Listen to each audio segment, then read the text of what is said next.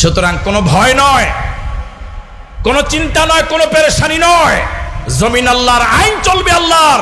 বৈষম্য বিরোধী আন্দোলনের এক দফা সফল হয়েছে, দেশ এখনো বৈষম্য মুক্ত হয়নি, ইনসাফ ভিত্তিক বাংলাদেশ প্রতিষ্ঠিত হয়নি। মানব রচিত মতবাদ এবং তন্ত্রমন্ত্র দিয়ে আল্লাহর কসম করে বলি, বাংলাদেশ ইনসাফ ভিত্তিক সমাজ এবং রাষ্ট্র কায়েম হবে না কোরআনের রাষ্ট্র ছাড়া। আমরা কি চাই আমাদের প্রিয় বাংলাদেশ কোরআন দিয়ে চলুক? এটা কি চাই? কারা কারা চাই দু হাত তুলে দেখান।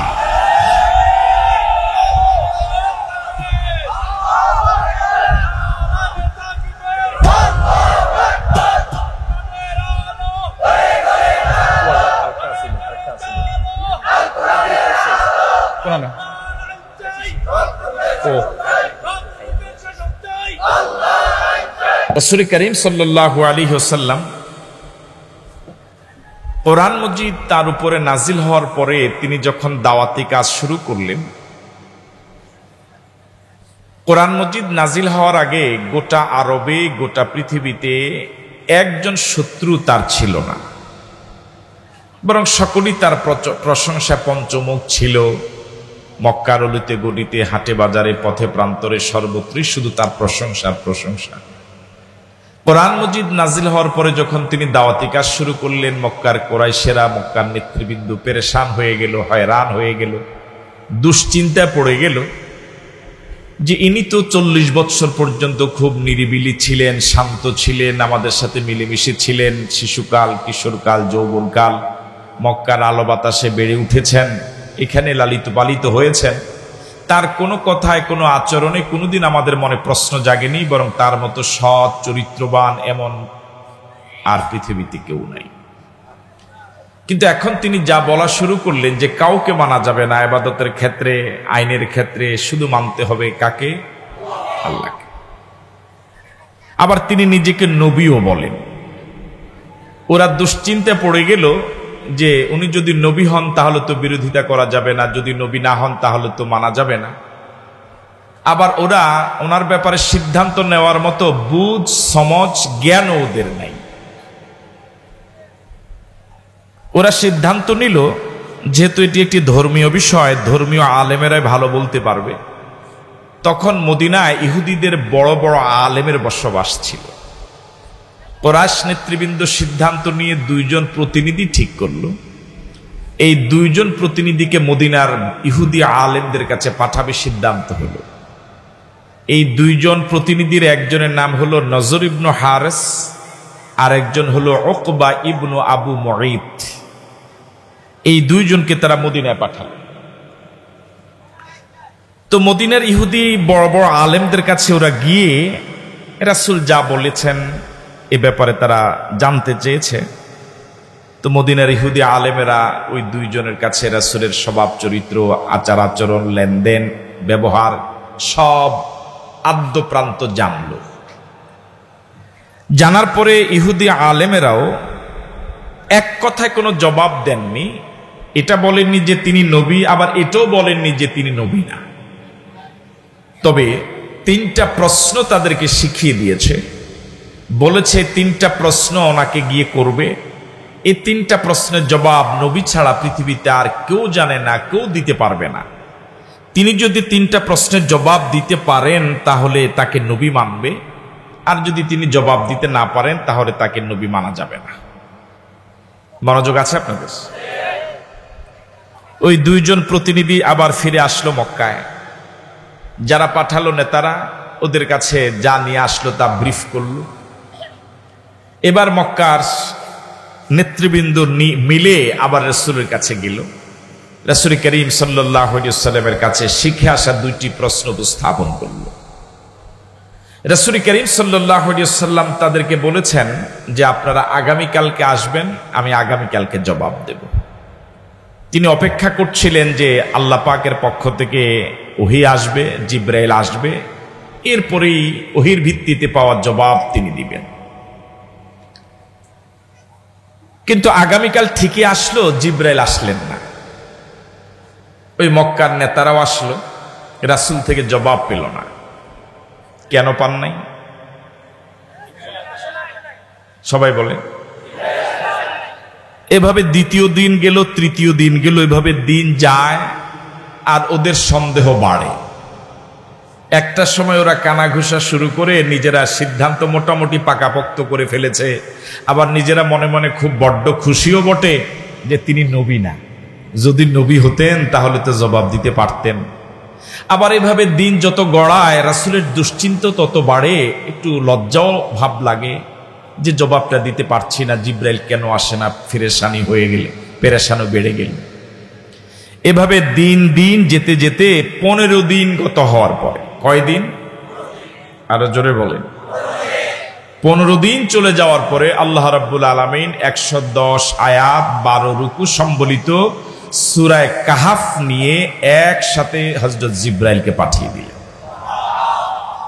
প্রশ্ন করার কয়দিন পরে জিব্রাইল আসলেন? এই সূরাতে 3টা প্রশ্নের জবাবও আল্লাহ পাক দিলেন এবং 15 দিন ওহী পাঠাতে কেন দেরি করলেন তার কারণও বললেন। মনোযোগ আছে আপনাদের? কারণটা হলো আল্লাহ রাব্বুল আলামিন বলেন, ওয়ালা তাকুলান্না লিশাইইন ইন্নী ফাইলুন যালিকা গাদা ইল্লা আইয়াশা আল্লাহ। নবী হে, আপনি আগামীকাল করবেন এমন কোনো কথা বলবেন না ইনশাআল্লাহ বলা ছাড়া। আমি কি কথা বুঝাইতে পারলাম? রাসূল যে ওদেরকে প্রথম দিন বলেছেন আপনারা আগামীকালকে আসবেন, আমি জবাব দিব, কিন্তু ইনশাআল্লাহ বলেন নাই। এই ইনশাআল্লাহ না বলার কারণে আল্লাহ রাব্বুল আলামিন 15 দিন ওহী পাঠান নাই। তাহলে ভবিষ্যতের কাজ করতে বলতে ইনশাআল্লাহ বলাটা কত জরুরি বিষয়। আমরা কি কথা বুঝাইতে পারলাম? আজ দুর্ভাগ্যজনক হলেও সত্য, রাষ্ট্রীয় অব্যবস্থাপনা এবং ইসলাম বিরোধী মনোভাবের কারণে গোটা কালচারটাই এমন হয়ে গেল, মানুষের মুখে এখন আর শরঈ পরিভাষাগুলো আগের মতো ওভাবে ফুটে ওঠে না। আজ থেকে 20-25 বছর আগে আমাদের ছোটবেলায় ছাত্র জীবনে আমরা লক্ষ্য করেছি, আপনারাও নিশ্চয় সাক্ষ্য, মানুষের জবান থেকে ছোট বড়, শিক্ষিত অশিক্ষিত, নারী পুরুষ সকলের জবান থেকে বিসমিল্লাহ, আলহামদুলিল্লাহ, আল্লাহু আকবার, সুবহানাল্লাহ, মাশাআল্লাহ, এই কথাগুলো অহরহই বের হতো, প্রায় শোনা যেত। এখন কিন্তু এই কথাগুলো মানুষের জবান থেকে বেশি একটা শোনা যায় না। আপনি কি আমার সাথে একমত?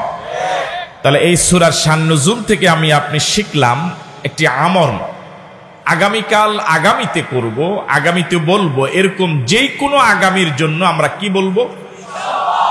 তাও তো সকলে বলে নাই, কি বলবো? আগামীকাল ঢাকা যাব। হ্যাঁ, তাহলে আগামীর সব কাজে, সব কথায় শুরুতে আমরা কি বলবো? ইনশাআল্লাহ। আল্লাহ আমল করার তৌফিক দান করুন বলি আমিন। সম্মানিত দ্বীনী ভাইরা, আমরা যে আয়াত থেকে তেলাওয়াত শুরু করেছি, এই আয়াতে আল্লাহ রাব্বুল আলামিন 2 জন ব্যক্তির উদাহরণ পেশ করেছেন খুব চমৎকার ভাবে। কয়জন ব্যক্তির? আরো জোরে বলেন।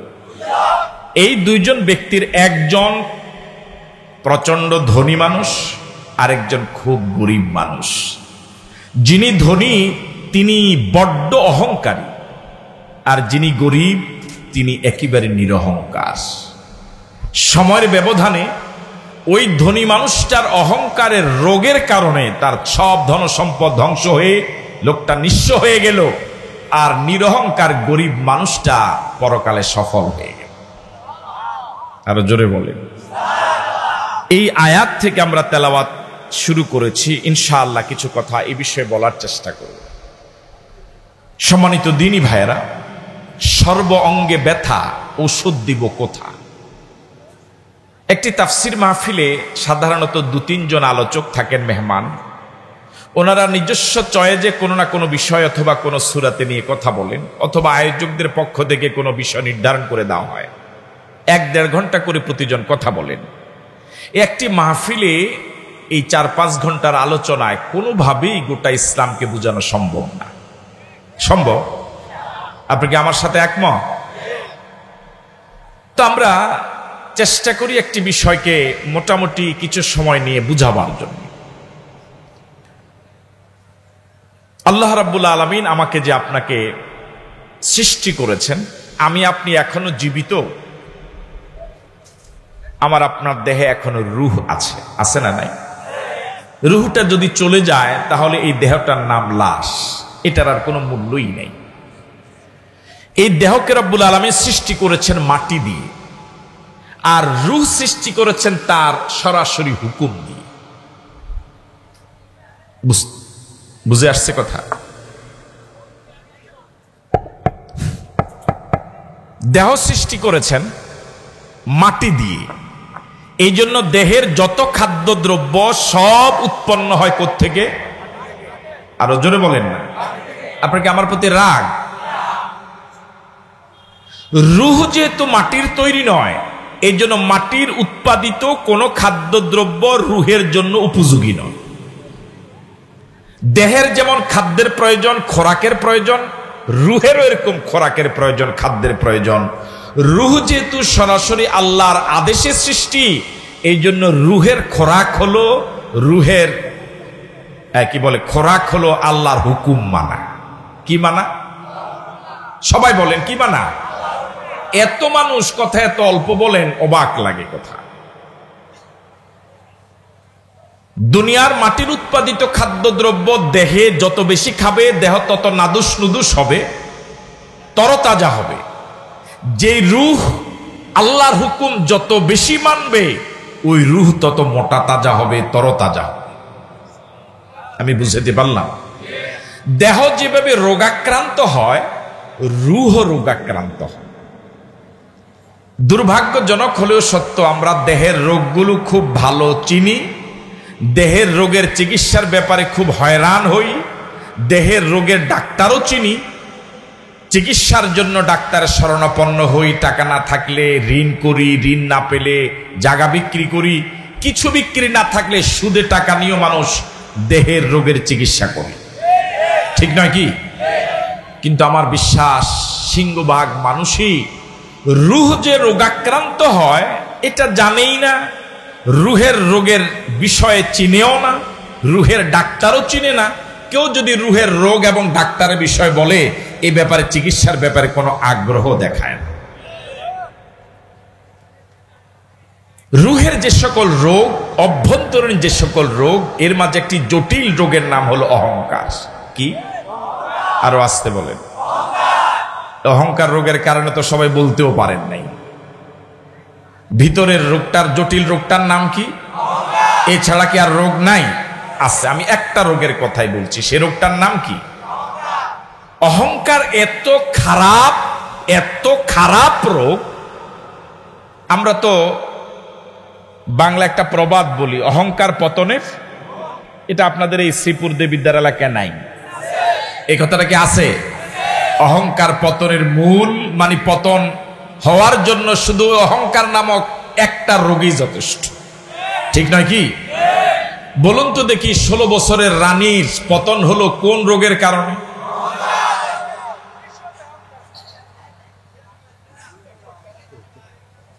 আপনাকে আছেন এখানে? আরো অনেক অপরাধ করেছে, শুরুই করেছে অপরাধ দিয়ে, অপরাধের সম্রাজ্ঞী ছিল, কিন্তু পতনটা হয়েছে সব অপরাধের সাথে। যখন অহংকার নামক রোগটার সমন্বয় হয়েছে, তখন পতনটা একেবারে ত্বরান্বিত হয়েছে। এটা শুধু ওই রানীর নয়, এটা যে ব্যক্তির ভিতরে ঢুকবে, যদি তিনি আলেম হন, তিনি মুহাদ্দিস হন, মুফাসসির হন, শিক্ষক হন, ধনী হন, গরিব হন, বক্তা হন, শ্রোতা হন, যার ভিতরে অহংকার নামক রোগ ঢুকবে, তার পতন আজ হোক কাল হোক নিশ্চিত। তাহলে অহংকার রোগটা কম জটিল না বেশি জটিল? আওয়াজ কি বেশি হয়েছে? আওয়াজ বেশি হয়েছে? অহংকার রোগটা কম জটিল না বেশি জটিল? এখানে দুইজন মানুষ দাঁড়ানো, মনে করেন আপনার এই হাজারো জনতা শুনলেন, একজনে বলছে যে ডান পাশের যিনি, তিনি ক্যান্সার আক্রান্ত, 3rd লেভেলে চলে গেল। এই কথাটা, এই ক্যান্সারটা কি রূহের রোগ না দেহের রোগ? এই কথাটা শোনার সাথে সাথে ওই রোগীর ব্যাপারে আপনার কি একটা মায়া বাড়বে না? হায় রে, লোকটা আর বাঁচবে না, ক্যান্সার আক্রান্ত, এই তো আর অল্প কয়েকদিন মরে যাবে। তাহলে তার প্রতি একটা দয়া, একটা মায়া জাগবে এবং রোগটা যে জটিল এটা আপনার অনুভূতিতে আসবে। বাম পাশের রোগটার ব্যাপারে যদি বলা হয় এই লোকটা চরম অহংকারী, আপনাদের কারোই মনে হবে না যে সে একটা রোগে আছে। বুঝাইতে পারি নাই? যিনি ক্যান্সার আক্রান্ত, ক্যান্সারের শেষ রেজাল্ট হয়তো লোকটা মরে যাবে, কিন্তু পাশের যিনি অহংকারে আক্রান্ত তিনি শুধু মরবে না, জাহান্নামে যাবে। তাহলে কোন রোগটা বেশি জটিল? আরো জোরে বলেন, আরেকবার বলেন। তাম সৃষ্টি জগতে অহংকার রোগের আগে, অহংকার নামক অপরাধের আগে তাম সৃষ্টি জগতে আর কোন অপরাধী সংগঠিত হয়নি। তাহলে তাম পৃথিবীতে সর্বপ্রথম সংগঠিত অপরাধের নাম আল্লাহ রাব্বুল আলামিন আমাদের আদি পিতা হযরত আদম আলাইহিস সালাতু ওয়াস সালামকে সৃষ্টি করে সকল ফেরেশতাকে বলেছিলেন উসজুদু লি আদম, আদমকে সিজদা করো। সকলেই করেছিল, কয়জন করে নাই? নাম আবা, সে অস্বীকার করেছে। ওয়াস্তাকবারা, এবং অদ্যত্বপূর্ণ অহংকারী আচরণ করেছে। এবার আপনাদের হাজারো জনতার কাছে প্রশ্ন, আল্লাহ পাকের এই আদেশ ইবলিস পালন করতে পারলো না কোন রোগের কারণে? আরো জোরে বলেন, কোন রোগের কারণে? এই অহংকার নামক রোগে আক্রান্ত হওয়ার কারণে ইবলিস কি অল্প দিনের জন্য মালাউন হলো, অভিশপ্ত হলো, না চিরদিনের জন্য? তো ইবলিস এত বড় আবেদ ছিল, এত বড় ইবাদতকারী ছিল, যার ইবাদতের সমতুল্য ইবাদত পৃথিবীতে কেউ করতে পারেনি।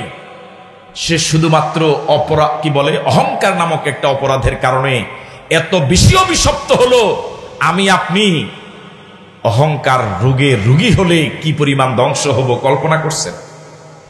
আল্লাহর কাছে ফরিয়াদ করি, মালিক তুমি আমাদেরকে অহংকার মুক্ত করে দাও। আরো জোরে বলি আমিন। হাদিসে কুদসিতে আল্লাহ রাব্বুল আলামিন বলেছেন, আল কিবরিয়াউ রিদাই, অহংকার আমি আল্লাহর গায়ের চাদর। যে ব্যক্তি অহংকার করে সেজন্য আমি আল্লাহর গায়ের চাদর নিয়ে টানাটানি করে। তাহলে আমরা অহংকারী হব না, রাজি আছি তো? কারোর সাথে অহংকারী আচরণ করব। দেখুন আল্লাহ রাব্বুল আলামিন সূরা কাহফের 32 নম্বর আয়াত থেকে ওই দুই ব্যক্তির কি চমৎকার উদাহরণটা দিলেন।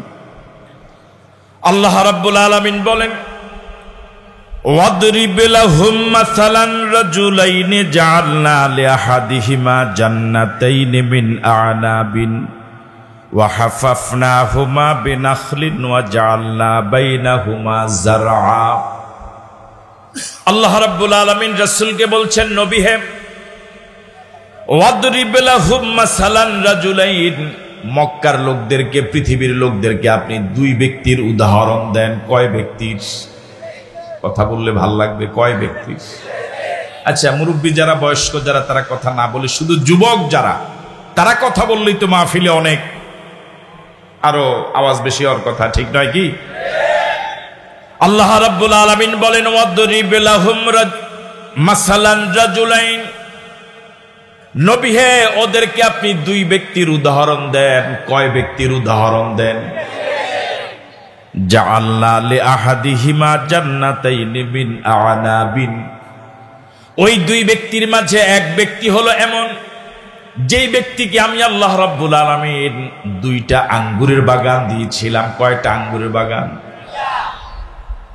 ওয়া হাফাফনাহুমা বিনাখলিন, ওই আঙ্গুরের বাগানটাকে হেফাজত করার জন্য, পশু পাখি গরু ছাগল থেকে নিরাপদে রাখার জন্য আমি আল্লাহ রাব্বুল আলামিন ওই আঙ্গুরের বাগানের চারপাশে ঘন ঘন খেজুরের বাগান দিয়ে ঘেরাও করে দিয়েছিলাম।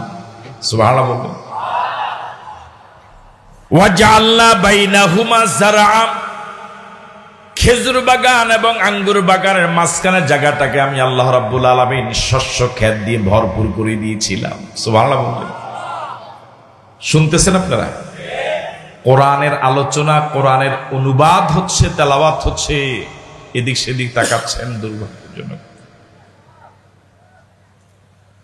আল্লাহ রাব্বুল আলামিন বলেন, যে দুই ব্যক্তির উদাহরণ পেশ করার জন্য এর মাঝে এক ব্যক্তি হলো, তাকে আমি দুইটা আঙ্গুর বাগান দিয়েছিলাম, আঙ্গুর বাগানের চারপাশ খেজুর বাগান দিয়ে ঘেরাও করে দিয়েছিলাম। এই আঙ্গুর বাগান এবং খেজুর বাগানের মাঝখানে জায়গাটা শস্য ক্ষেত দিয়ে ভরে দিয়েছিলাম। সুবহানাল্লাহ। এবার বলুন তো এই আয়াতের অনুবাদ যা বুঝেছেন অনুবাদটা কি এমন? প্রথমে এদিক থেকে আসলে খেজুর বাগান, কি বাগান, এরপরে শস্য ক্ষেত, মাঝখানে দুইটা আঙ্গুরের বাগান, বুঝতেছেন কথা? আবার মাঝখান থেকে যদি শুরু করেন মাঝখানে দুইটা আঙ্গুরের বাগান, এর চারপাশে শস্য ক্ষেত, এর চারপাশে হলো খেজুর বাগান, ঠিক আছে কথা? এবার আল্লাহ রাব্বুল আলামিন বলেন কিলতাল জান্নাতাইনি আতাত উকুলাহা, আমি ওই বান্দাকে যতগুলো বাগান দিয়েছিলাম সব বাগানগুলো ফুলে ফলে ভরা। ওয়ালাম তাজলিম মিনহু শাইআ, ওই বাগানগুলোর একটা গাছ একটা বাগানও ফল কম দেয় না, জুলুম করে না মালিকের প্রতি, বরং ফুলে ফলে ভরা সুশোভিত একটি বাগান, সমৃদ্ধ বাগান আমি তাকে দিয়েছিলাম। সুবহানাল্লাহ। ওয়া ফাজ্জারনা খিলালাহুমা নাহারা, আল্লাহ রাব্বুল আলামিন বলেন তার প্রতি আমি এত দয়া করেছিলাম, এত রহমত তাকে আমি দিয়েছিলাম যে বাগানগুলো আমি তাকে দিয়েছিলাম ওই বাগানগুলো যাতে করে টাকা খরচ করে পানি দেওয়া লাগে এরকম কষ্ট যেন না করতে হয়, এই জন্য আমি আল্লাহ রাব্বুল আলামিন ওই বাগানের পরতে পরতে আঁকে বাঁকে আমি অসংখ্য নদ নদী তৈরি করে দিয়েছিলাম। তাহলে গাছের গোড়ায় গোড়ায় পানির ঝর্ণা ফুয়ারা তাও সৃষ্টি করেছেন কে?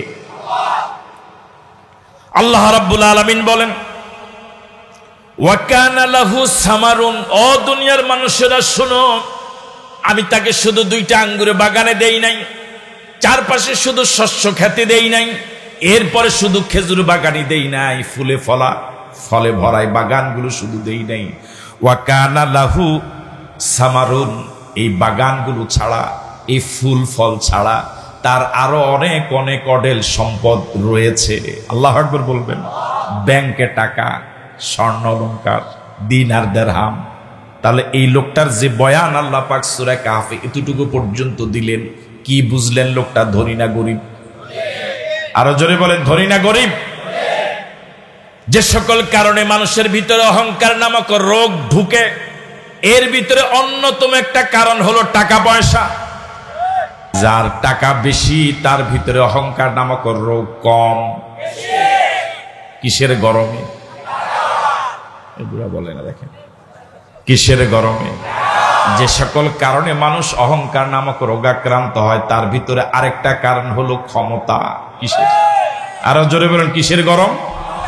মানুষ ক্ষমতা গেলে অহংকারী হয়ে যায়, কিসের গরমে? মানুষ টাকাওয়ালা হলে অহংকারী হয়ে যায়, কিসের গরমে? যার টাকা নাই, স্বাস্থ্য যতই ভালোই হোক ভিতরে তেমন একটা ভাব সাব নাই। আর যার টাকা আছে অঢেল, স্বাস্থ্য যত হ্যাংলাই হোক ভাব সাবই আলাদা, ঠিক নয় কি?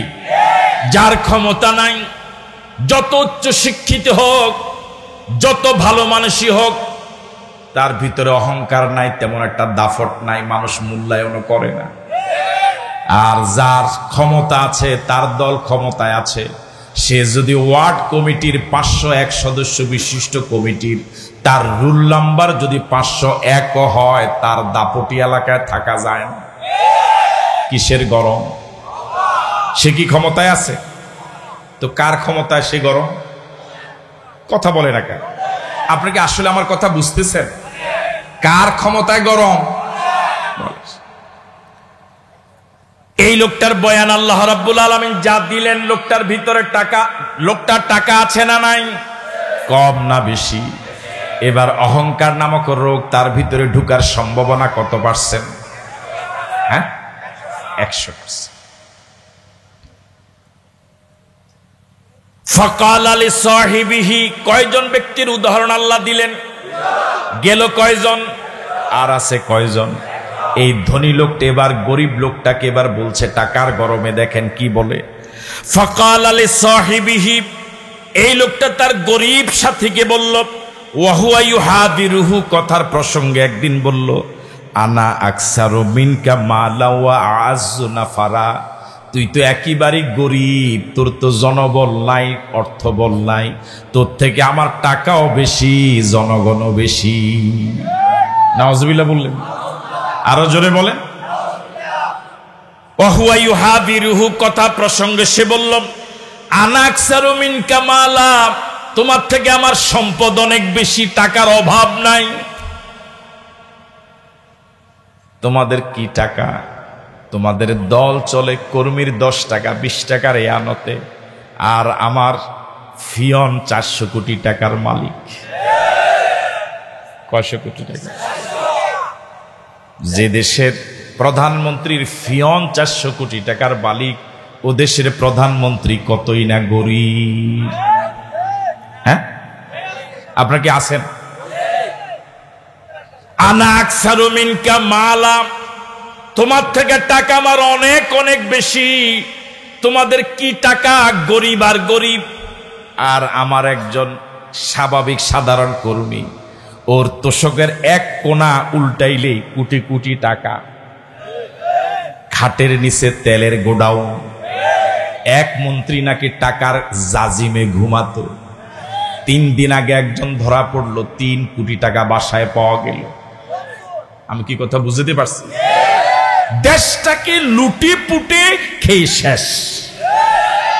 এখন আপনারা টেরই পান নাই যে দেশটাকে কি পরিমাণ ধ্বংস করছে। এখন এই দেশের মানুষ টের পাই নাই। আনা আকসারু মিনকা মালা, ওই ধনী বন্ধু অহংকার নামক রোগ তার ভিতরে ঢুকার পরে সেবার গরিব সাথীকে, গরিব বন্ধুকে পাত্তাই দেয় না। কিসের গরমে? কোন রোগের কারণে? আমাদের দেশে 16 বছর যারা টাকার গরবে অহংকারী হয়েছিল, তারা কি জনগণকে পাত্তা দিছিল? গণেই নাই। গণা বুঝলেন নিশ্চয়ই? গণা কি? হ্যাঁ, এই জমা খরচ, এইটা ভালো, জমা দেয়। গণেই নেই। কি পরিমাণ দুর্নীতি করেছে একটা ছাত্র সংগঠনের জেলা সভাপতি, 1000 কোটি টাকার মালিক। 2000, ওই ভাই বলতেছে 2000 কোটি টাকার মালিক। 53 বছর দেশ স্বাধীন হলো, জনগণের ভাগ্যের পরিবর্তন আজও হলো না। জনগণ আগে যেই দুর্গতি, এখনো সেই দুর্গতিতেই আছে। কপাল ততদিন পরিবর্তন হবে না যতদিন না কোরআনের রাজ কায়েম না হবে। আপনারা তো শুধু মাহফিলে আসলে হুঙ্কার দেন আর যে বলে চিল্লান, জাগা মতো কোরআনের পক্ষে কিন্তু সমর্থন দেন না। দেন না, তখন দেন না।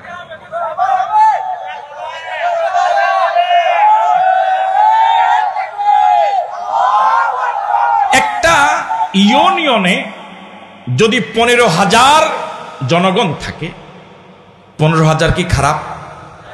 কথা বলে। 15,000 কি ভালো? সিংহভাগ মানুষই ভালো। আমি বুঝতে পারিনি মনে হয়।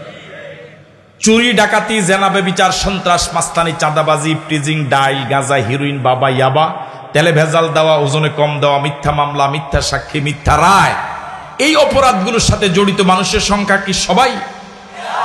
সর্বোচ্চ বড় জোর 400-500 মানুষ হবে। এত হবে নাকি? তাহলে 400-500 মানুষের কাছে 14,500 মানুষ জিম্মি।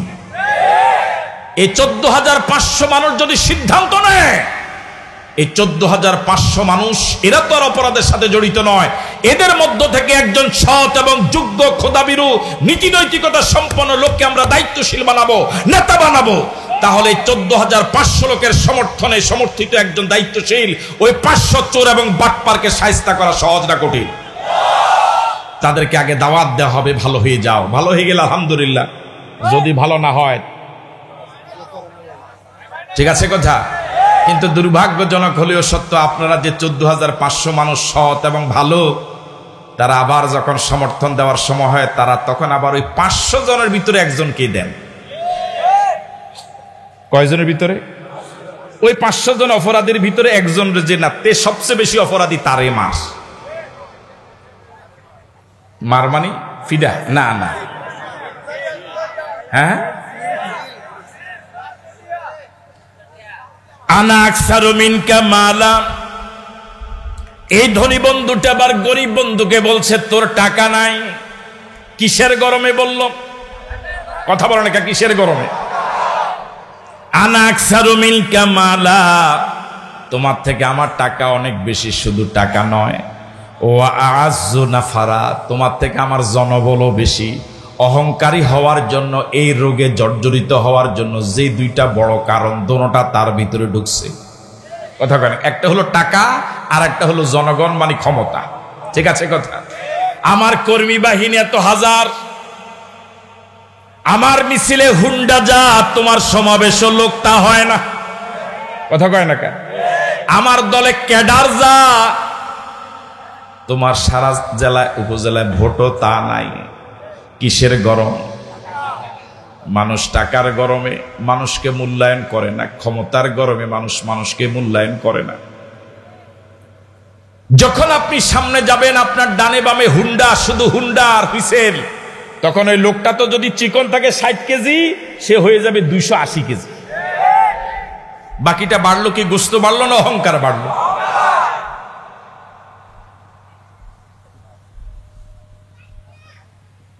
আনা আ'আজ্জু মিনকা মালা, গরিব বন্ধুকে বার ধনী বন্ধুটা অহংকার নামক রোগ ঢুকার পরে অহংকারী আচরণ করে, পাত্তাই দিল না, গণলই না।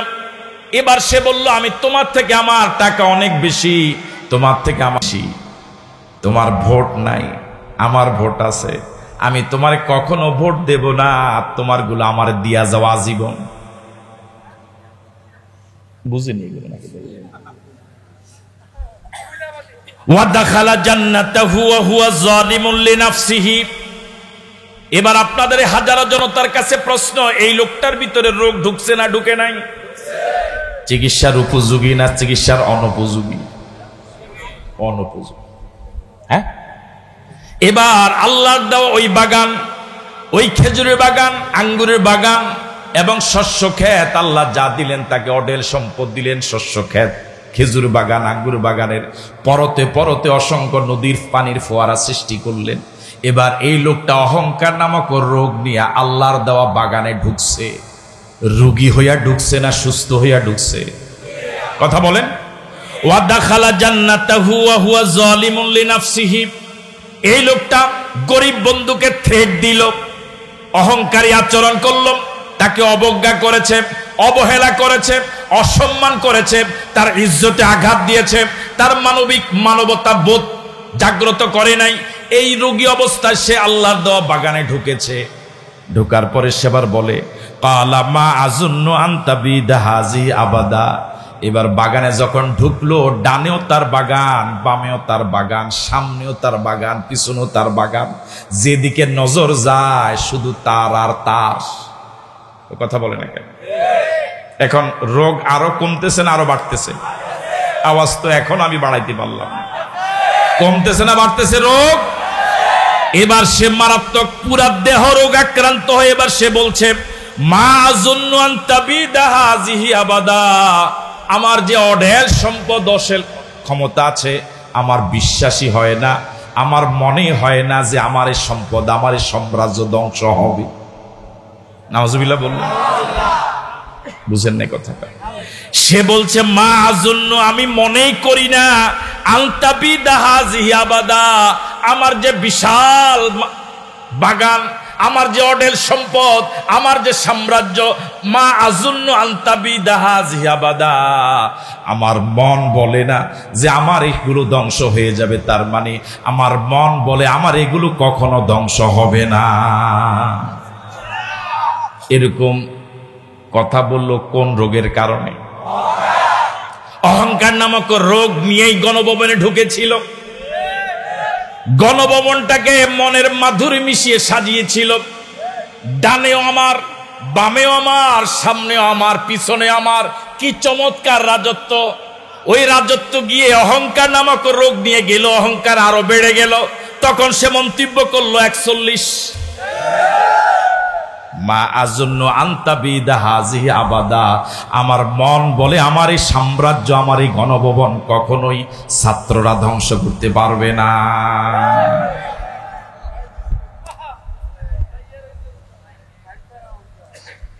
মা আযুন্নু আন তাবিদা হাযিহি আবাদা, মা আযুন্নু আন তাবিদা হাযিহি আবাদা, আমার মনেই হয় না, আমার বিশ্বাসই হয় না আমার এই সাম্রাজ্য, আমার এই গণভবন কেউ ঢুকতে পারবে। কি মনের মাধুরী মিশিয়ে, কি বিশাল পাঙ্গাস মাছ, কি দেশি মুরগি, কি হাঁস,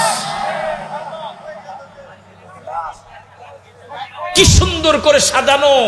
এটা দুনিয়ার জান্নাত, দুনিয়ার এই সুন্দর বাগান, এটা আবার কারো হাতে চলে যাবে, কেউ এটাকে দখল করবে, আমার হাঁস নিয়ে টানাটানি করবে, আমার সবজিগুলো নিয়ে যাবে, আমার সব ছিন্ন বিচ্ছিন্ন করবে, এটা আমার মনেই হয় না।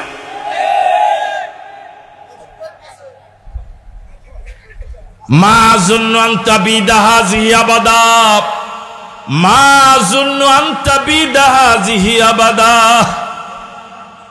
কি পরিমাণ অহংকারী হলে, কি পরিমাণ রোগী হলে মানুষ তার সাম্রাজ্যের ব্যাপারে, মানুষ তার সম্পদের ব্যাপারে এরকম মন্তব্য করতে পারে। আমার এই বাগান, আমার এই শস্য ক্ষেত, আমার এই খেজুরের বাগান, আমার এই বিল্ডিং, আমার এই পুকুর, আমার এই চেয়ারম্যানগিরি, আমার এই মেম্বারগিরি, এটা কখনো ধ্বংস হবে এটা আমার মনে হয় না।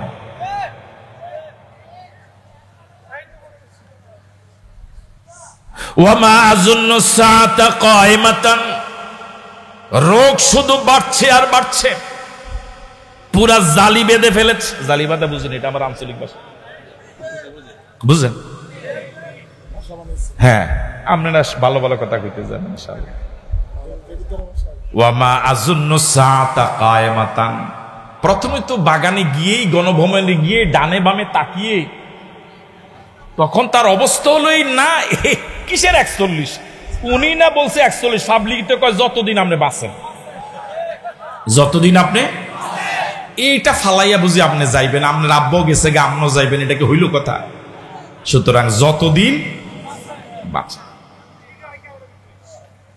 এরপরে ওই লোকটা বাগানে ঢুকে বলছে ওয়ামা আযুন্নু সাআতা কায়মাতান, রোগ এত বাসা বেঁধেছে তার ভিতরে, শুধু অহংকার আর অহংকার। এবার সে আরো এক ধাপে গিয়ে বলে ওয়ামা আযুন্নু সাআতা কায়মাতান, আমার মনে হয় কিয়ামত কখনই হবে না, কিয়ামত যে হবে, দুনিয়া যে ধ্বংস হবে, এটা আমার মনেই হয় না। নাউজুবিল্লাহ। রোগ কি আর চিকিৎসা হইব বলে মনে হয়? কিয়ামত আর হবে মিলে? ওই চরিত্রের সাথে বর্তমান এদের চরিত্র মিলে? 50% মিলে। হ্যাঁ, এই আয়াত আপনি যখন পড়বেন তখন মনে হবে যেন এই আল্লাহ মনে হয় এই জুলাই আগস্টের পরে নাজিল করছে। শুধু এই আয়াত নয়, আপনি কোরআন মজিদকে যদি জীবন্ত করে পড়তে জানেন, তাফসির যদি পড়েন, আপনি অবাক হবেন। আল্লাহ 1000 বছর আগের নাজিল হওয়া কোরআন মনে হয় যে এই চরিত্রে, এই লোকদের জন্য এই নতুন টাটকা নাজিল হওয়া।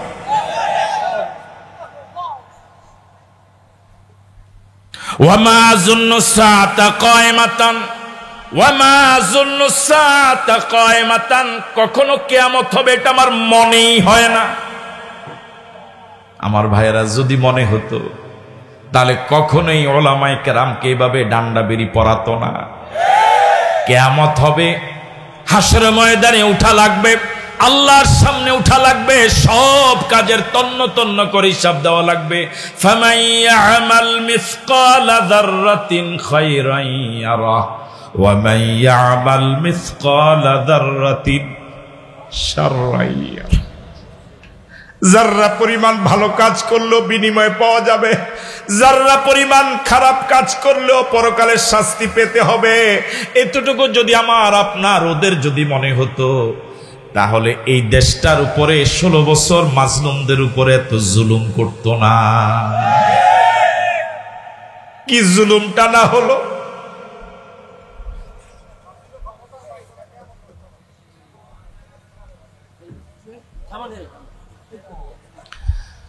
কি জুলুমটা না হলো! জুলুমের তো একটা সীমা আছে। আব্রাহার ফাহাদ, বুয়েটের মেধাবী ছাত্র, আগামীর বাংলাদেশ। কি অপরাধ ছিল আব্রাহার ফাহাদ? একটা ছাত্র মানুষ, শুধু ভারতের বিরুদ্ধে একটা বক্তব্য লিখেছিল তার ফেসবুক পেজে। শুধু এই অপরাধে এই ছেলেটাকে যেভাবে মেরেছে, পশু পশুকে ভাবে মারে না। সারা রাত তার হোস্টেলে, তার হলে খুঁচিয়ে খুঁচিয়ে নির্যাতন করে করে সারা রাত ছেলেটাকে নির্যাতন করেছে। দফায় দফায় বাই রুটেশন, একদল মেরে মেরে হয়রান, তারা পেরেশান, তারা ক্লান্ত হয়ে গেল, আরেক গ্রুপ আসে, ওই গ্রুপ ক্লান্ত হয়ে গেছে, আরেক গ্রুপ আসে।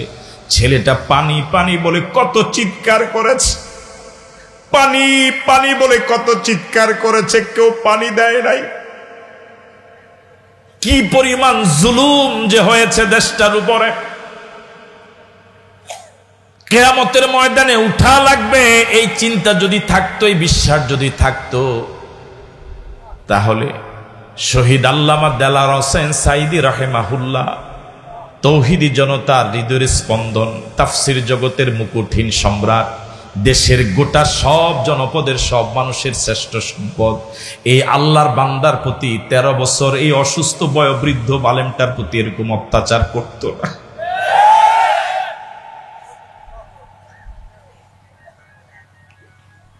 ওদের জানাজাটাও সময় মতো যথাযথভাবে পড়তে দেওয়া হয় নাই। গায়েবানা জানাজায় যারা গিয়েছিল গ্রেফতার করে তাদেরকেও আমার ভাইয়েরা নির্যাতনের সম্মুখীন হওয়া লেগেছে। বিগত দিনে 1.5 লক্ষ মামলায় 60-65 লক্ষ আসামি বাংলাদেশে হয়েছে। গোটা বাংলাদেশটা 56,000 বর্গ মাইলের প্রিয় বাংলাদেশটা উন্মুক্ত কারাগারে পরিণত হয়েছে। এই অহংকার নামক রোগ ঢুকার কারণে ওদের ধারণা ছিল মা জুন্নান তাবিদা হাজি আবাদা, কখনো আমার সাম্রাজ্য, আমার এই রাষ্ট্র, একবার তো বলেই ফেলেছে দেশ স্বাধীন করছে আমার আব্বা, দেশ আমার। কথা বলার আগে ঠিক নয় কি? দেশ আমার। কি অহংকারী আচরণ, কি অহংকারী আচরণ। মা জুন্নান তাবিদা হাজি আবাদা, আমার এই ক্ষমতা কখনোই যাবে না, কখনোই যাবে না, কখনো ধ্বংস হবে না। ওয়া মা জুন্নু সাআতা কায়মাতান, কখনো কিয়ামত সংগঠিত হবে না, কিয়ামতে উঠা লাগবে। এটা যদি বিশ্বাস থাকতো, তাহলে এই নিরপরাধ মানুষগুলোকে যে অপরাধের শাস্তি দিয়ে দুনিয়া থেকে বিদায় করে দেওয়া হলো, সময়ের ব্যবধানে প্রকাশিত হয়েছে, প্রমাণিত হয়েছে এই অপরাধের সাথে তাদের বিন্দু পরিমাণ দূরতম সম্পর্ক ছিল না। ঠিক নয় কি? এই নিরপরাধ মানুষদেরকে দুনিয়া থেকে বিদায় করে দেওয়া হলো। যদি পরকালে উঠা লাগবে, প্রত্যেকটা কাজের হিসাব দেওয়া লাগবে, চিন্তা যদি থাকতো। আমার ভাইয়েরা, আল্লামা মামুনুল হক সাহেবের মতো একজন দেশ সেরা আলেমের সাথে এই আচরণটা করতো না। ঠিক নয়? এবার সে বলছে ওলা ইন রুদিতু ইলা রব্বি লা আজিদান্না খায়রাম মিনহা মুনকালাবা। ওলা ইন রুদিতু ইলা রব্বি, প্রথম কথা হলো এই সাম্রাজ্য, আমার এই ক্ষমতা নষ্টই হবে না, ধ্বংসই হবে না। যত আন্দোলন করুক না কেন, আমার ছাত্ররাই এই আন্দোলন মোকাবেলায় যথেষ্ট। ঠিক নয় কি? মুরব্বীরা লাগবে না, শুধু কিসের কারণে? কিসের কারণে? কাউকে পাত্তাই দিত না, কারো কথাই শুনত না। এবার সে বলছে ওয়ালাইন রুদিতু, পরকাল তো নাই, হবেই না। যদি হয়, যদি ওয়ালাইন রুদিতু, যদি আমাকে ইলা রব্বি, রবের কাছে উঠানো হয়, রবের কাছে যদি দাঁড়ানো লাগেই, তবে আমার আস্থা লা আজিদান্না খায়রাম মিনহা মুনকালাবা, দুনিয়াতে আমাকে যে অঢেল সম্পদের মালিক বানানো হয়েছিল, বিশাল সাম্রাজ্যের মালিক বানানো হয়েছিল, আমার বিশ্বাস পরকালও আমাকে এর থেকে আরো বেশি বেশি সাম্রাজ্য, শুধু বাংলাদেশ না, ভারত সহ আল্লাহ দিয়ে দিব। বুঝেন না? বুঝেনি নাকি? তা বুঝেন। এখন তো আসি শুধু কথা কয় না কা। ওলাইন রুদিতু ইলা রব্বি, যদি আমাকে পরকালে উঠতেই হয়, আমার বিশ্বাস লা আজিদান্না, লামে তাকিদ নুনে সকিলা, অবশ্যই অবশ্যই দেওয়া হবে খায়রাম মিনহা মুনকালাবা, দুনিয়াতে যা দেওয়া হয়েছিল তার থেকে আরো বেশি, আরো বেশি দেওয়া। মানে অবস্থাটা হলো এই, যে মানে আল্লাহ এদেরকে জান্নাতে না নিলে আল্লাহ জান্নাতটা খালি ফিরে থাকবে, ঠেকা লাগছে। মানুষ বিপদে পড়লে আগে জানতাম ভালো হয়, একটা সময় লোকটা দাড়ি রাখতো না, কিন্তু বিপদে পড়েছে এখন দাড়ি রাখে। আগে নামাজ পড়ে নাই, এখন বিপদে পড়েছে, অসুস্থ হয়েছে, এখন নামাজ পড়ে, ঠিক না? কিন্তু একমাত্র বাংলাদেশ যে দেশে বিপদে পড়লে দাড়ি কামায়। হ্যাঁ, বিপদে পড়লে দাড়ি কামায়। তো তোমাদের আকীদা হলো বিপদে পড়লে দাড়ি কামানো, আবার বিশ্বাস করে পরকালে আল্লাহ আরো বেশি দিবে।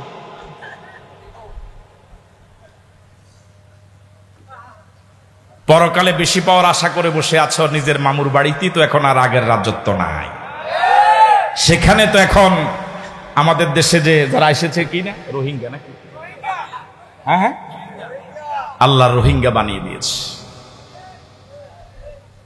অহংকার রোগটা এত খারাপ, এত জটিল, এত ভয়ানক, এত বিপজ্জনক, পতনটা এত বিপজ্জনক অহংকারীদের।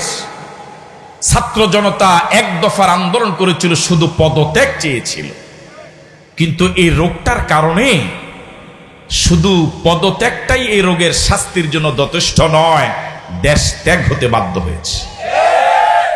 ছাত্র জনতা কিন্তু দেশ ত্যাগ চায় না। বুঝতেছেন কথা? ক্বালা লাহু সাহিবুহু ওয়া হুয়া ইউহাদিরুহু আকাফারতা বিল্লাযী খালাকাকা মিন তুরাব। অনুবাদ শোনার আগে বলেন আল্লাহু আকবার। এতক্ষণ গরিব বন্ধুটাকে ক্ষমতার জোরে, টাকার জোরে ওয়াজ শোনাইছে ধনী বন্ধুটা, কথা কয় না কেন? এতক্ষণ কথা যা কইছে ধনী অহংকারী জনগণ শুনতে কি হইছে? 16 বছর শুনছে। কয় বছর? 16 বছর শুনছে। কয় এখন দিন? কয় হা দিন। এখন রাত? কয় হা রাত। কথা কয় না কেন? ঠিক কিনা? হ্যাঁ, এতক্ষণ এই গরিব বন্ধুটাই ধনীর টাকার গরমে, ক্ষমতার গরমে যা কইছে তাই শুনছে, কিন্তু বিশ্বাস। এখন সময় হয়েছে এই গরিবের জবাব দেওয়া। বুঝেন নাই? এতদিন শুনেছে, এখন গরিবদের জবাব দেওয়ার, ওই অহংকারের মুখে মুখে জবাব দেওয়ার সময় হয়েছে। এবার গরিব বন্ধুটা জবান খুলেছে। আল্লাহু আকবার বলবেন না? এবার গরিব বন্ধুটা বলছে ক্বালা লাহু সাহিবুহু, তার গরিব সাথী এবার বলছে ওয়া হুয়া ইউহাবিরুহু, কথা প্রসঙ্গে জবাব দিতে গিয়ে বলেছে আকাফারতা বিল্লাযী খালাকাকা মিন তুরাব। ও সাথী, টাকার গরমে, ক্ষমতার গরমে, ক্যাডারদের গরমে, হুন্ডা বাহিনীর গরমে, হেলমেট বাহিনীর গরমে তুমি কি এমন আল্লাহকে অস্বীকার করে বসে আছো যে আল্লাহ তোমাকে নিরহংকার মাটি দিয়ে বানাইলো? আল্লাহু আকবার। এর থেকে ওজনী কথা কি আর হতে পারে? এই গরিবদার সম্পদ নাই, খেজুরের বাগান নাই, গণভবন নাই, টাকা নাই, পয়সা নাই, কিন্তু ঈমান আছে। কথা বলেন ঠিক নয় কি? আকাফারতা বিল্লাযী খালাকাকা মিন তুরাব, আকাফারতা বিল্লাযী খালাকাকা মিন তুরাব। তুমি কি এমন আল্লাহকে ভুলে গেলে? এমন আল্লাহকে কি অস্বীকার করলে? এমন মাবুদকে কি অস্বীকার করে বসে আছো যে মাবুদ তোমাকে মাটি থেকে বানালেন? সুবহান আল্লাহ রাব্বুল আলামিন আমাকে আপনাকে মাটি থেকে সৃষ্টি করলেন। মাটির বৈশিষ্ট্য হলো মাটি নিরহংকার। মাটিতে দৌড়াদৌড়ি করেন, মাটি কোনোদিন প্রতিবাদ করে না। মাটিতে মানুষ লাথি দেয়, প্রতিবাদ করে না। মাটিতে মানুষ কোপ দেয়, কোনোদিন মাটি প্রতিবাদ করে না। এই পৃথিবীর সব মরা, সব ময়লা মানুষ মাটিতে দাফন করে, মাটি কোনোদিন প্রতিবাদ করে না, ঠিক কিনা? মানুষের চরিত্র, মানুষ মাটির সৃষ্টি, মাটির চরিত্র হবে, মানুষ নিরহংকার হবে। এই জন্য ওই গরিব লোকটা বলছেন আকাফারতা বিল্লাযী খালাকাকা মিন তুরাব। এমন আল্লাহকে কেমনে ভুলে গেলি? এমন আল্লাহকে কেমনে অস্বীকার করলি? কেমনে এমন নাফরমান হলি যে আল্লাহ তোমাকে একটু মাটি দিয়া বানালেন? সুবহানাল্লাহ। সুম্মা মিন নুতফাতিন, এরপর আল্লাহ রাব্বুল আলামিন তোমাকে বীর্য দিয়ে বানালেন। মানুষ মাটির সৃষ্টি, তার কয়েকটা ব্যাখ্যা। প্রথম ব্যাখ্যা হলো আমার আপনার আদি পিতা, পৃথিবীর প্রথম মানুষ, প্রথম নবী, যিনি, তাকে আল্লাহ সরাসরি মাটি দিয়ে সৃষ্টি করেছেন। আমরা তার সন্তান। এই ব্যাখ্যায় বাবার সৃষ্টির মূল উৎস যা, সন্তানও তা। এই ব্যাখ্যায় মানুষ মাটির সৃষ্টি। ঠিক আছে কথা? দ্বিতীয় ব্যাখ্যা হলো মানুষ মাটির সৃষ্টি। তার দ্বিতীয় ব্যাখ্যা হলো এই পৃথিবীতে মানুষ যা খায় সব উৎপন্ন হয় মাটি থেকে। কিসের থেকে?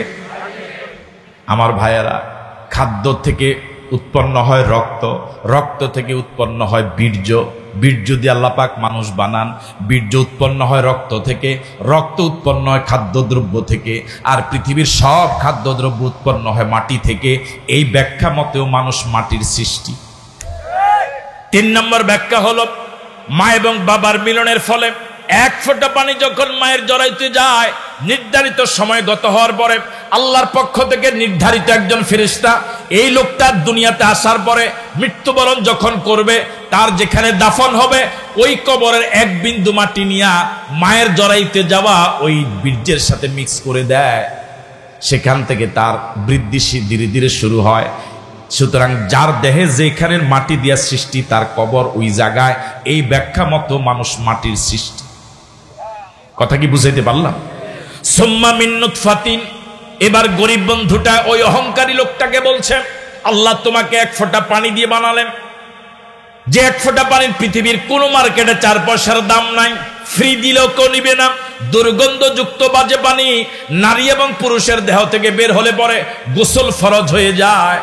এমন এক ফোঁটা পানি দিয়ে মালিক এত সুন্দর করে তোমাকে বানালেন, সৃষ্টির সেরার মর্যাদা দিলেন, মাথার চুল থেকে পায়ের তালু পর্যন্ত কোটি কোটি টাকার সম্পদ দিলেন, চোখ দিলেন, কিডনি দিলেন, মেমোরি দিলেন, হার্ট দিলেন, বাল্ব দিলেন, চোখ দিলেন দেখতে পারো। আল্লাহ যে কত বড় নিয়ামত, চোখ দিলেন। এই চোখ দিয়ে আমি আমার মাকে দেখি, আমার আব্বাকে দেখি, আমার প্রিয়তমা স্ত্রীকে দেখি, আমার সন্তান দেখি, আল্লাহর সৃষ্টি জীব দেখি, আপনাদের চেহারা দেখি। এই জুলাই আগস্টের বিপ্লবে এ পর্যন্ত 22,000 বনি আদম আহত হয়েছে। এই 22,000-এর ভিতরে 2,000-এর উপরে চিরদিনের জন্য অন্ধ হয়ে গিয়েছে। এখন যে কথা বলতে পারেন, কত জীবনের বিনিময়ে, কত ভাইয়ের চোখ হারানোর বিনিময়ে, কত আল্লাহর বান্দার হাত হারানো, পাও হারানোর বিনিময়ে কখনো কি মনে রেখেছেন? 2,000 আল্লাহর বান্দা চিরদিনের জন্য অন্ধ হয়ে গেল ওদের আক্রমণে, ওদের গুলিতে। ওরা আর কোনোদিন পৃথিবীর আলো বাতাস দেখবে না। ওরা চোখ হারিয়ে স্বাধীনতা দিয়ে গেল। এখন আমরা এই স্বাধীনতাকে ভাগ বাটোয়ারা করার জন্য উঠে পড়ে লেগেছি। কি করলাম আমরা? 22,000 আহত হলো, কারো হাত নাই, কারো পাও নাই। আজ থেকে যে 3 মাস আগে ও আহত হয়েছে, এরকম অনেক আহত লোক এখনো হাসপাতালে আছে, যার এখনো হুঁশি আসে নাই, এখনো সে কোমায়। আপন জনেরা জানেও না জীবিত না মরা। আল্লাহ যে এত চমৎকার চোখ আমাকে আপনাকে দিলেন, কত বড় নিয়ামত। মাথার তালু থেকে পায়ের তালু পর্যন্ত কোটি কোটি টাকার সম্পদ দিলেন। শুধু সম্পদ নয়, সুম্মা সাওয়াকা রাজুলা,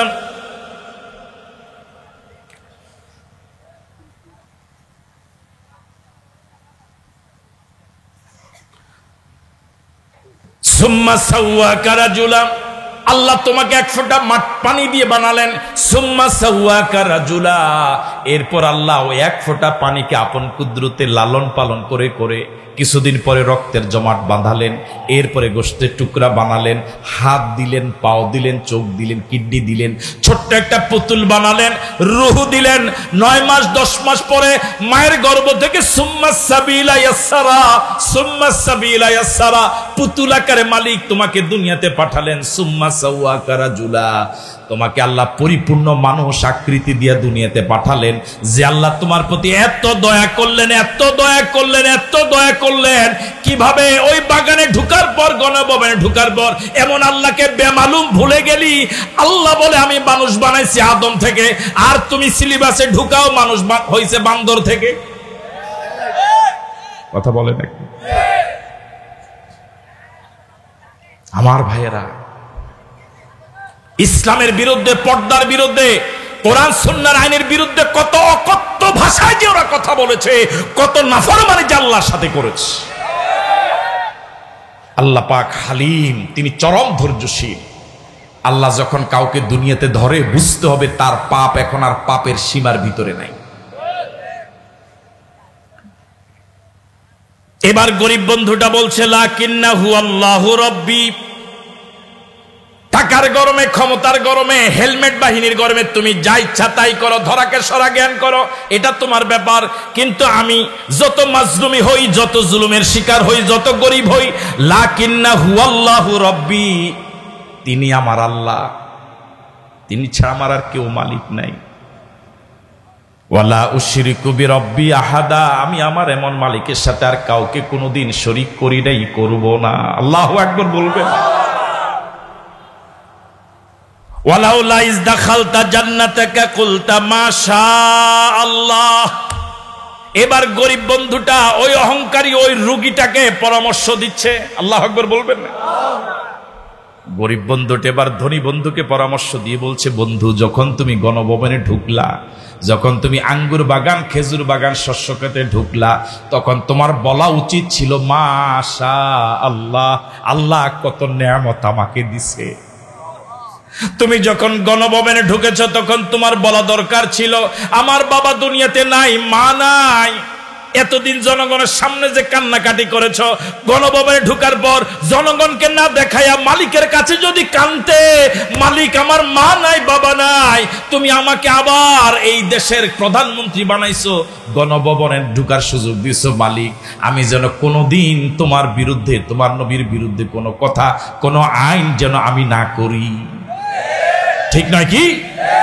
তোমার বলা দরকার ছিল ওয়ালাউলা ইজ দাখালতা, তুমি যখন ঢুকেছিলে জান্নাতাকা, তোমার বাগানে, তোমার সাম্রাজ্যে, তোমার রাজত্বে, তোমার গণভবনে, তোমার আঙ্গুর বাগানে যখন তুমি ঢুকেছিলে, ওয়ালাউলা কুলতা, তুমি কেন বলো নাই? আল্লাহু আকবার বলবেন। কে পরামর্শ দিচ্ছে? গরিব বন্ধু পরামর্শ দিচ্ছে, তুমি কেন বলো নাই মাশা আল্লাহ, আল্লাহ আমাকে কত নেয়ামত দিছে। এই পরামর্শটা ভালো দিছে না খারাপ দিছে? হ্যাঁ, কত রকম ভালো।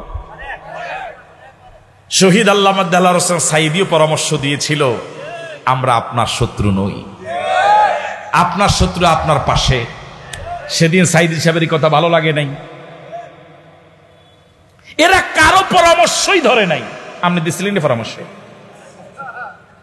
কারো পরামর্শই ধরে। ওয়ালাউলা ইজ দাখালতা জান্নাতাকা কুলতা মাশা আল্লাহ, তুমি তোমার বাগানে, সাম্রাজ্যের রাজত্বে ঢুকার পর মাশা আল্লাহ বলা দরকার ছিল। আর দরকার ছিল লা কুওয়াতা ইল্লা বিল্লাহ, তোমার বলা দরকার ছিল আল্লাহ ছাড়া আর কারো কোনো ক্ষমতা না। এই কথা না বইলা কও আমার এই ছাত্ররাই হোলাইনের যথেষ্ট। যে ছাত্র গড়ে মোকাবেলা করার হুমকি দিছে ছাত্রের যথেষ্ট, ওই ছাত্ররাই কামনা জানগা। কথা কয় না? সময় দিছিল কয় মিনিট? এটা শুনে নেই মনে হয়, এটা মনে হয় কয় মিনিট।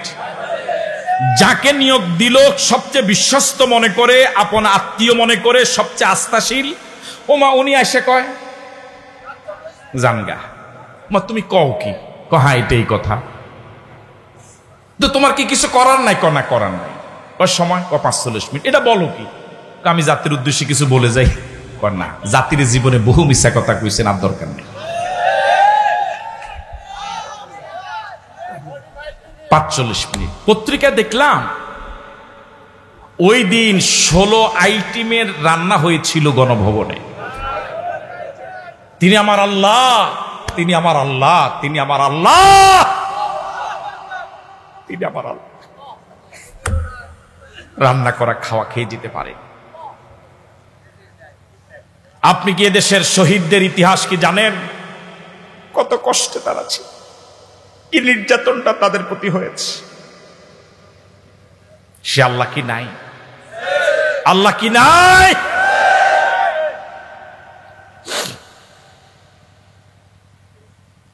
ইন তারানি আনা আকাল্লা মিনকা মালা ওয়া ওয়ালাদা, ও ধনী বন্ধু, তুমি যেহেতু আমাকে মনে করো আমার থেকে তোমার টাকাও বেশি, জনবলও বেশি, অর্থবলও বেশি, সব দিক থেকে তুমি বেশি, আমার পাত্তাই নাই, আমারে গণই না।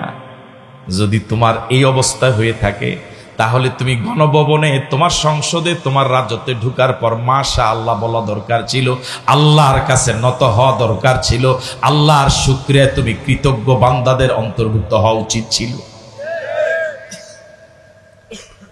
এবার গরিব বন্ধুটা বলছে ফাসা, ও ধনী বন্ধু, ও অহংকারী বন্ধু, ও রাজত্ব পাওয়ার পর অহংকারী হয়ে যাওয়া বন্ধু, তুমি আজ আমাকে গণো না, আমাকে মূল্যায়ন করো না, আমার জনবল নাই, টাকা নাই, সমর্থন নাই, ভোট নাই, টাকা নাই, কিচ্ছু নাই, হতে পারে, আছেন আপনারা, ফাসা হতে পারে রব্বি আইয়ুতিয়ানি খায়রাম মিন জান্নাতিকা, আল্লাহ তোমার গণভবন থেকেও আমাকে অনেক বিশাল রাজত্বের মালিক বানাবে। 16 বছর মাজলুমরা দেশ থেকে পালায় নাই, আর 16 বছর পরে আজও দেশেই আছে, দেশের জনগণের সাথেই আছে, ঠিক নয় কি? এবার বলুন তো, 16 বছরের রাজরানী থেকে মাজলুম 16 বছর যারা ছিল তাদের মর্যাদা বেশি নয়? দিলেন কে? আরো জোরে বলেন, দিলেন কে? এমন রাজত্বের কি দাম যে রাজত্ব করার পরে দেশে থাকাই যায় না? এমন রাজত্বের কি দাম যে রাজত্ব করার পরে জনগণের সামনে চেহারা দেখার মতো অবস্থাই থাকে না? বাংলাদেশের শ্রেষ্ঠ ধনী কি পরিমাণ দাপট ছিল, দাড়িগুলো কামিয়ে লুঙ্গি পরে নদীপথে পালাতে বাধ্য হল। আমাদের দেশের যে রিক্সাওয়ালা, ঠেলাওয়ালা, কুলি মজুর, শ্রমিক মানুষ, গরিব মানুষ খেটে খায়, 3 বেলা পেট পুরে খেতে পারে না, টাকার যোগান দিতে পারেন, এরকম অসহায়, এই অসহায় বাবার সন্তানও তার বাবার পরিচয় গর্ববোধ করে দেয়, আমার বাবা রিক্সাওয়ালা, আমার বাবা শ্রমিক, আমার বাবা পান বিক্রেতা। সন্তান জানে আমার বাবা কষ্ট করে টাকা ইনকাম করে আমাদের সংসার চালায়, আমার বাবা ধনী নয়, কিন্তু আমার বাবার প্রত্যেকটা ঘামের মূল্য আছে, আমার বাবা দুর্নীতি করে না। তাহলে রিক্সাওয়ালার সন্তানও বাবার পরিচয় গর্বের সাথে দেয়, কথা বলে না কেন? দেয়। কিন্তু আমার মন বলে এদেশের দুর্নীতিবাজ, লুটেরা, এমপি এবং মন্ত্রী যারা ছিল দেশটাকে লুটপাট করে হাজার হাজার কোটি টাকার মালিক হলো, আমার বিশ্বাস এদের সন্তানেরা কোনোদিন লজ্জায় বাবার পরিচয় দিবে না যে আমার বাবা। তাহলে এই জীবন, এর কোনো দাম আছে? এর থেকে গরিব মানুষের জীবনের অনেক দাম। ফাসা রব্বি, ও ধনী বন্ধু, অহংকারী বন্ধু, ফাসা রব্বি আইয়ুতিয়ানি খায়রাম মিন জান্নাতিকা, হতে পারে আজ তুমি টাকার গরমে, ক্ষমতার গরমে আমাকে মূল্যায়ন করো না, পাত্তাই দাও না, হতে পারে আল্লাহ তোমাকে যে সম্পদ, যে সাম্রাজ্য দিয়েছেন, 2টা খেজুর বাগান, আঙ্গুর বাগান, শস্য ক্ষেত, আল্লাহ তোমার থেকে অনেক অনেক বেশি পরিমাণ সম্পদ আমাকে দিবে। আল্লাহ মাজলুমদেরকে দেয় নাই? কথা বলে না, দেয় নাই? নিয়ে আসেন। আর তোমার এই সাম্রাজ্যের উপরে কি যাবে? ওয়ায়ুরসিলা আলাইহা হুসবানাম মিনাস সামা, অনুবাদ শোনার আগে বলেন আল্লাহু আকবার। যে সাম্রাজ্য পেয়ে তুমি অহংকারী হয়ে গেলে, জনগণকে পাত্তা দিলে না, যে গণভবন পেয়ে, আমার বিশ্বাস আল্লাহ আমাকে এর থেকে অনেক বেশি দিবে। আর তোমার সাম্রাজ্যের উপরে ওয়ায়ুরসিলা আলাইহা হুসবানাম মিনাস সামা, আল্লাহ তোমার সাম্রাজ্যের উপরে, রাজত্বের উপরে, গণভবনের উপরে আকাশ থেকে আগুন নামক গজব পাঠাবে। পাঠাইছে? আপনি তো আস্তে চুপ হয়ে গেলেন। পাঠাইছে? তাহলে গরিবের দোয়া কাজে লাগে? হ্যাঁ, গরিবের দোয়া কি কাজে লাগে?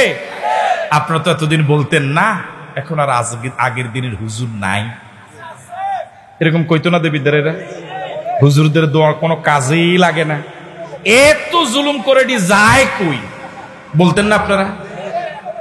মাজলুমদের দোয়া যে কাজে লাগে, বিশ্বাস হয়েছে আপনাদের? বিগত 16 বছরের প্রত্যেকটি মাজলুমের চোখের পানি, আল্লাহর কাছে ফরিয়াদ, মাজলুমদের দোয়া, রাতের তাহাজ্জুদ, সব আল্লাহ গনে গনে 5 আগস্ট বিস্ফোরণ ঘটিয়ে দিয়েছে। ফাসা আইয়ুতিয়ানি রব্বি আইয়ুতিয়ানি খায়রাম মিন জান্নাতিকা ওয়া ইউরসিলা আলাইহা উসবানাম মিনাস সামা। আমার বিশ্বাস আল্লাহ তোমার রাজত্বের উপরে, সিংহাসনের উপরে আল্লাহ আকাশ থেকে আগুন পাঠাবে। যদি আগুন পাঠায় ফাতুসবিহা সাঈদান জলাফা, তোমার এই বিশাল রাজত্ব তখন মরুভূমি হয়ে যাবে, বিরান ভূমি হয়ে যাবে। কি হয়ে যাবে? এখন কি গণভবন বিরান ভূমি হয় নাই? এখন এটা জাদুঘর হবে। কি হবে? যে যেমনে পারছে এমনি নিয়ে গেছে। কথা কয় না কা? আল্লাহ পাক এটা ১৫০০ বছর আগে বলে দিয়েছেন, ফাতুসবিহা সাঈদান জলাফা, তোমার গণভবন, তোমার রাজত্ব, তোমার সিংহাসন, তোমার সাম্রাজ্য সব বিরান ভূমিতে পরিণত হবে। ১৫০০ বছর আগে বলা সেই কথা ১৫০০ বছর পরে মিলে গেল। কত পার্সেন্ট মিলছে? আরো জোরে বলেন, কত পার্সেন্ট মিলেছে? ফাতুসবিহা সাঈদান জলাফা, ফাতুসবিহা সাঈদান জলাফা, তোমার এই সাম্রাজ্য বিরান ভূমিতে পরিণত হবে। বলুন আল্লাহু আকবার। এবার আল্লাহ রাব্বুল আলামিন বলেন, আসছেন উনি? সালাম, ভালো আছেন? আলহামদুলিল্লাহ। আসসালামু আলাইকুম। চলে যাও।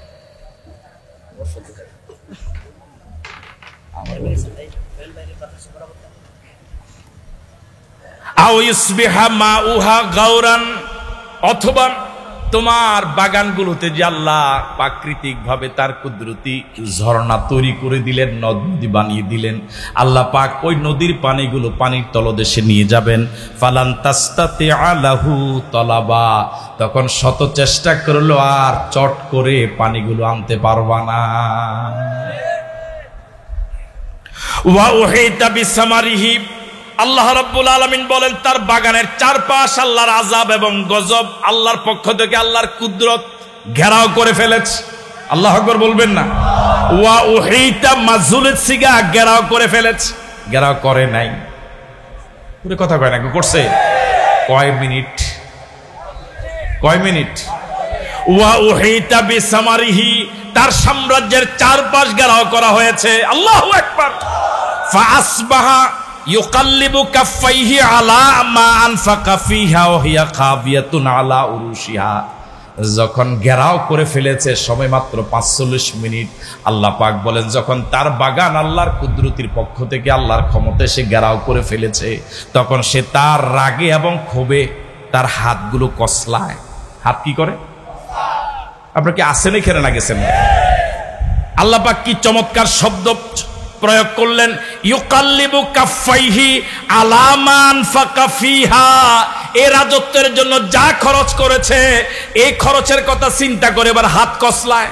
হায়রে, কিল্লে পদ্মা সেতু বানাইলাম, কার লাগা বানাইলাম? ওরে কথা কয় না কা? কি জন্য মেট্রো রেল বানাইলাম, কার জন্য বানাইলাম? এই জাতি নাফরমান। হাত খালে কি করে? ওরে কথা কয় না কা? হাত কসলায়। কসলায় বুঝলেন এটা কি কয়? শহীদ ভাই একটু সহযোগিতা করেন, এটা কি কয়? কসলা। আল্লাহ পাক বলছেন ইউকাল্লিবু, ইউকাল্লিবু কাফাইহি, কাফুন মানে হাতের কবজি, রাগে ক্ষোভে দুঃখে কারে খাওয়াইলাম? কথা বুঝেন নাই? কারে খাওয়াইলাম? আমাদের মাদ্রাসার আগের প্রিন্সিপাল মরহুম আব্দুর রব কাফি, আল্লাহ জান্নাত নসিব করুন, তো আগে পরীক্ষার হলে তো এরকম ম্যাজিস্ট্রেট আসত, তো আসার আগে অফিসে বসছে, খুব ভালোভাবে খাওয়াইছে। এটা আমাদের যাওয়ার অনেক আগের ঘটনা, গিয়ে শুনলাম খুব ভালোভাবে খাওয়াইছে। খাওয়ানোর পরে ওমা হে যাইয়া হলো যে একজন এক্সপ্লেন করে দিচ্ছে, তো হুজুরে তো মুরব্বী মানুষ, বয়স্ক মানুষ, একার হের সামনে কারে খাওয়াইলাম, কারে খাওয়াইলাম? তো আবার ম্যাজিস্ট্রেটও ফুতের বয়সী, হুজুরের মুরব্বী হিসাবে আর হুজুরের কথা কি করে নাই, মাইন্ড করে না, সাইয়ারিস হুজুরকে কারে খাওয়াইলাম? ইউকাল্লিবু কাফাইহি আলা মা আনফাকা ফিহা, এই গণভবনকে কত মনের মাধুরী মিশিয়ে সাজালাম, কত খরচ করলাম, ফিয়নরে ৪০০ কোটি টাকার মালিক বানাবার, মালিক হওয়ার সুযোগ দিলাম। আজ আমার বিপদে কেউ পাশে দাঁড়ালো না, কি কপাল, বাবার বিপদও কো পাশে দাঁড়ালো না, আমার বিপদও কো পাশে থাকলো না। একটু চিন্তা করেছেন আল্লাহর ক্ষমতা। ওয়াহিয়া খাবিয়াতুন আলা উরুশিহা, আল্লাহ পাক বলে বাগানটা যে ধ্বংস হয়েছে গোড়া সহ, শুধু আগা না, শুধু পাতা না, শুধু ঢাল না, 300 এমপি একসাথে, এমনকি জাতীয় মসজিদের খতিব সহ, আপনার গ্রামের মসজিদ কমিটির সভাপতি সেক্রেটারি সহ একসাথে আলা উরুশিহা গোড়া সহ এদেরকে ধ্বংস হওয়ার ইতিহাস পৃথিবীতে বিরল।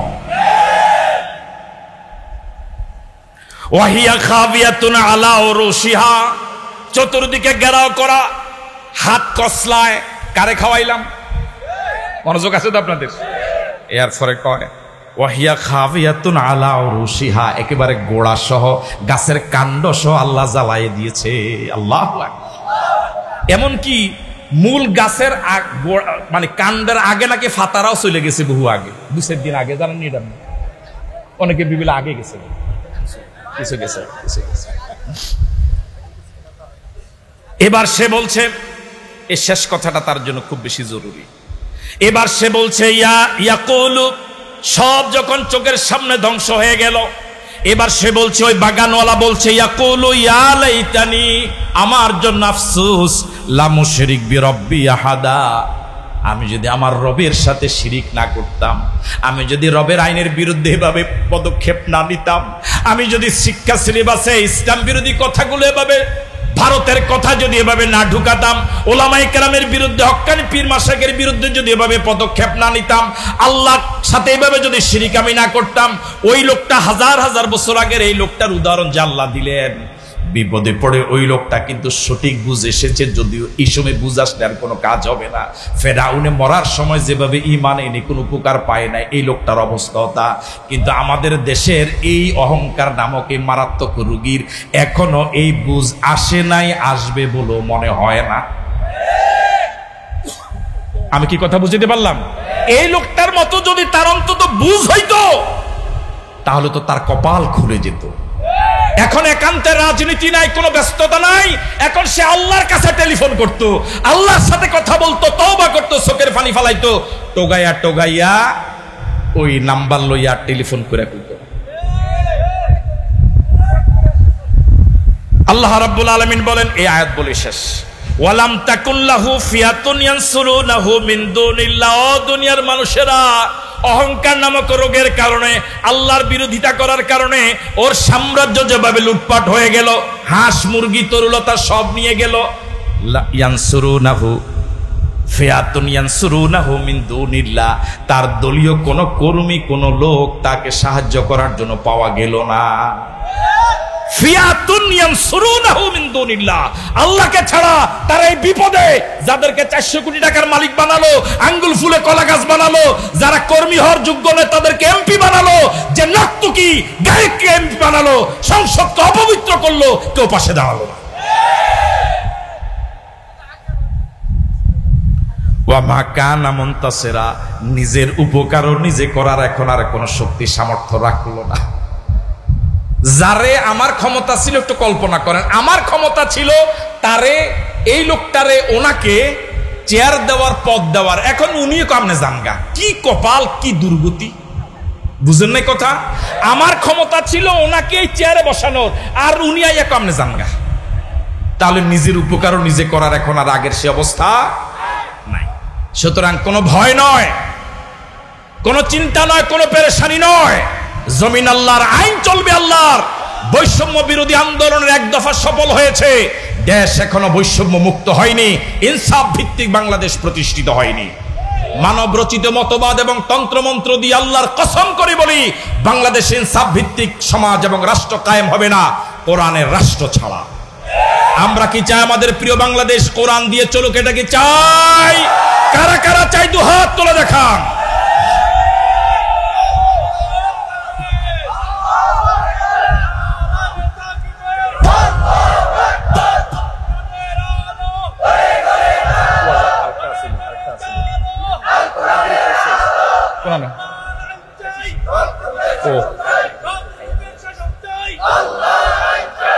সম্মানিত দিনী ভাইয়েরা, আজকে যে অহংকার নামক রোগের কথা বললাম, সর্বপ্রথম আপনাদের হাজারো জনতার কাছে আমি ফরিয়াদ করি, আমি দোয়া চাই আল্লাহর যেন আমাকে আল্লাহ পাক যেন অহংকার মুক্ত করে দেয়, আল্লাহ পাক যেন আমাকে নিরহংকার বানিয়ে দেয়। সাথে সাথে আপনারা যারা শুনেছেন, আমরা সবাই দোয়া করি আল্লাহ যেন আমাদের সবাইকে নিরহংকার বানিয়ে দেয়। আমি আপনাদের জন্য দোয়া করি, আপনাদের কাছে দোয়া চাই। আজকের প্রধান আকর্ষণ, প্রধান আলোচক যিনি, দেশ বরেণ্য আলেমে দ্বীন, যার কথা শুরুতে বলেছিলাম, বন্ধুবর ডক্টর আবুল কালাম আজাদ বাশার, তার গুরুত্বপূর্ণ সাবলীল বাচন ভঙ্গিতে যে আলোচনা পেশ করেন, সেটা শুনে আখিরি মুনাজাত করে বিদায় হবেন। এই আহ্বান রেখে বেঁচে থাকলে আবারও দেখা হবে কোনো ময়দানে, আর যদি মরে যায় আল্লাহ যেন আমাদেরকে জান্নাতে পরিচয় করিয়ে দেয়। বয়স তো একটা প্রান্তে আমরা চলে এসেছি, আর বাঁচবই বা কয়দিন? কি করতে পারলাম মালিকের জন্য? দুনিয়ার জন্য তো অনেক কিছু করলাম, মালিকের জন্য যেন কিছু করে কবরে যেতে পারে, আল্লাহ যেন সেই তৌফিক দান করে। আয়োজক থেকে ধন্যবাদ, আপনাদেরকে মোবারকবাদ। হাজা মা ইনদি ওয়াল ইলমু ইনদাল্লাহ, আলাইহি তাওয়াক্কালতু ওয়া ইলাইহি উনীব। আসসালামু আলাইকুম ওয়া রাহমাতুল্লাহি ওয়া বারাকাতুহু। সম্মানিত উপস্থিতি, শ্রীপুর সমাজ কল্যাণ পরিষদের পক্ষ থেকে শ্রীপুর সমাজ কল্যাণ পরিষদের সেক্রেটারি, সাংগঠনিক সভাপতি সহ আমাদের দুই পদের আলোচককে এখন ফুল দিয়ে বরণ করবেন ইনশাআল্লাহ। সবাই মারহাবা বলি। এই ফুল টুল দিয়ে বরণের এই সংস্কৃতিটা